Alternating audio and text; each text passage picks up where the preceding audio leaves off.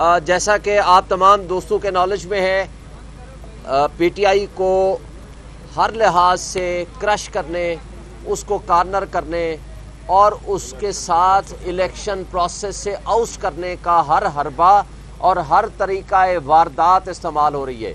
यही वजह है कि हमने अदम एतमाद किया था इन रिटर्निंग ऑफिसर्स के ऊपर, जिनका हमें पता था कि ये फ्री एंड फेयर इलेक्शन के रास्ते में रुकावट हैं।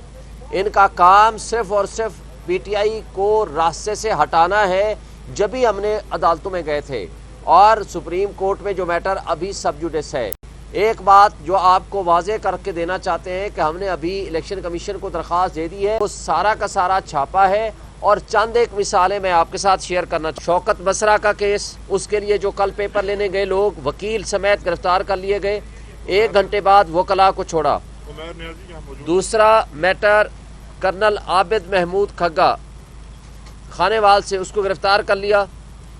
उमैर नियाजी के वालिद साहब अपने लिए, और उमैर नियाजी साहब जो यहाँ मौजूद हैं, जो इन्हीं की पटिशन थी, ये पेपर लेने गए थे और कल 2 मरतबा उनसे स्नैच कर लिए गए, छीन लिए गए और पुलिस वाले उस पर मुलव्वस हैं। उनका नाम भी लिया है उमैर नियाजी साहब के वाले साहब ने।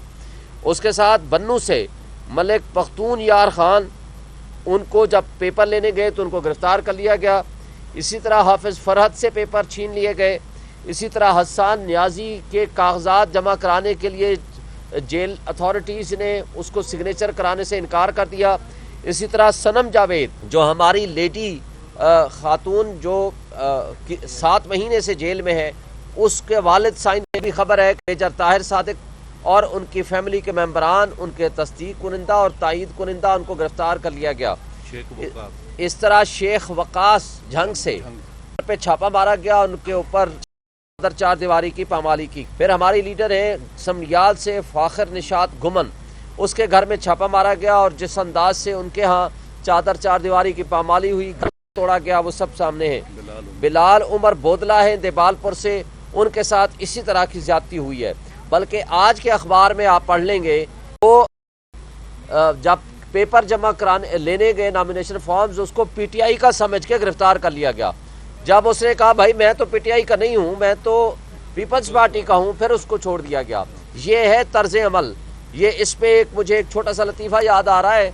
एक ज़माने में कम्युनिस्टों के ख़िलाफ़ एक मूवमेंट चल रही थी, उनको गिरफ्तार कर ले थे। एक अदीब थे, उसको जब गिरफ्तार करने गए पुलिस वाले, तो उन्होंने कहा कि जनाब मेरे पर इल्ज़ाम तो मुझे बता दें। उसने कहा तुम कम्युनिस्ट हो? उसने कहा मैं तो, मेरी तहरीरें पढ़ लें, मैं तो एंटी कम्युनिस्ट हूँ। उन्होंने कहा एंटी हुए तो क्या हुआ, आप कम्युनिस्ट तो हुए ना। तो उन्होंने यही समझ के उन्होंने कहा कि पीटीआई के नहीं हो, पीपी के हो, चलो पी एक तो मुश्तरका है ना, लिहाजा गिरफ्तार कर लिया। ये तर्ज अमल हम इलेक्शन कमीशन को भी बता रहे हैं। इस सिलसिले में हमने Lahore high court Rawalpindi bench में भी पटिशन फाइल कर ली है और इंशाल्लाह आज हम सुप्रीम कोर्ट में भी पटिशन फाइल कर रहे हैं। ये जो तर्ज अमल जारी है, ये पाकिस्तान की जड़ें खोखली करने के मुतरादिफ है।